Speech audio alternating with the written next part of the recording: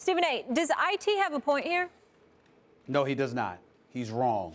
Danny Ainge is right. Danny Ainge did nothing wrong here. Danny Ainge is a businessman. He's the general manager. He has to look out for the best interests of the Boston Celtics. I love Isaiah Thomas. He's a miniature dynamo. He was sensational last year.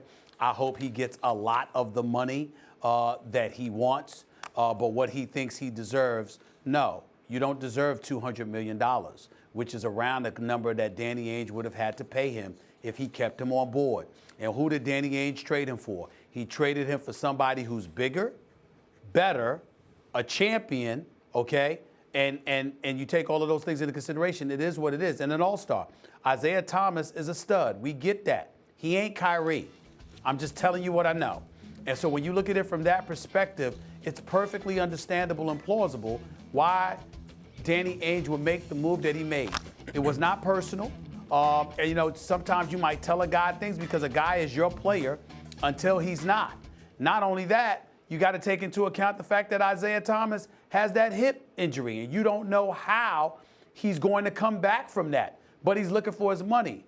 Isaiah Thomas's frustrations don't lie in just Boston. As Max pointed out when he had his afternoon drive show in L.A., Max, when you had your afternoon drive show, you repeatedly talked about Isaiah Thomas. Why? Because he was consistently underappreciated and underestimated throughout his career, no matter where he played, Sacramento and other places. So the bottom line is that Sacramento, Phoenix, the list goes on and on.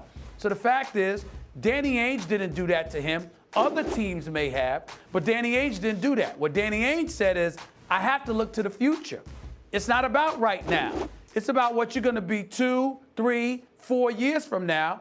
And at 5'9", looking for $200 million with a bad hip, I got an opportunity to get Kyrie Irving. How can I pass that up? That is not for Isaiah Thomas to hate on. And not, by the way, one last point. He's showing that his heart is still in Boston. Now, I'm going to say that it's probably because he's not playing and recuperating, but this is not a good look for you if you're on the Cleveland Cavaliers. What the hell are you worried about Danny Ainge in Boston for? Your mind, your heart, and your focus needs to be in Cleveland with the Cavaliers. This is not a good look for him. Yeah, and because of the hip, he won't play for Cleveland for a hot minute now. And then who knows what it'll be like when he gets back. We all hope he's back to being the great Isaiah Thomas. What an inspirational player in person he is.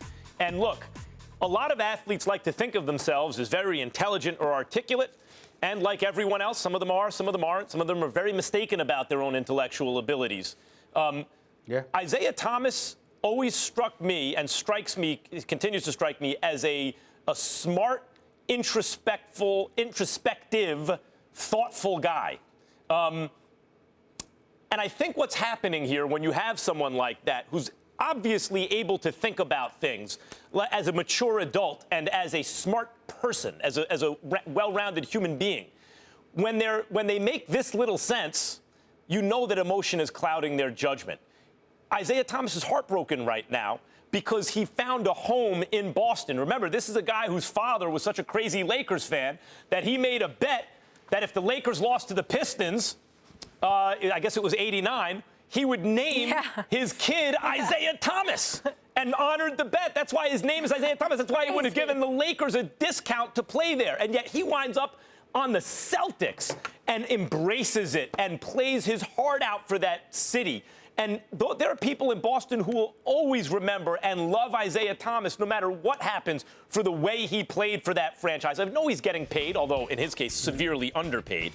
And I know the deal made sense and all that, but he plays with a kind of passion. He expected that on some level to be reciprocated in terms of loyalty from the franchise. And Stephen A., he even wrote in the Players Tribune that he understood the decision, but clearly emotionally he can't get past it. I think one day he will.